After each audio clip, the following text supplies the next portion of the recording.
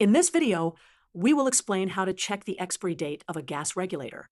The first step is to locate the gas regulator attached to your gas cylinder or gas line.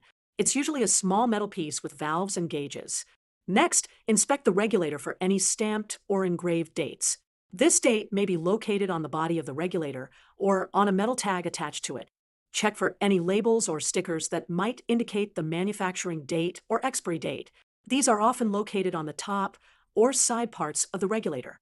If you can't find a date stamp or label, refer to the user manual or product documentation for information on the lifespan and expiry of the regulator. If you're unable to find an expiry date, contact the manufacturer with the model and serial number for assistance. Lastly, remember that generally gas regulators have a recommended service life of 10 to 15 years, but this can vary based on manufacturer specifications. Always follow the manufacturer's guidelines. And that's all. Follow these steps to regularly check your gas regulator's expiry date to ensure safety and functionality.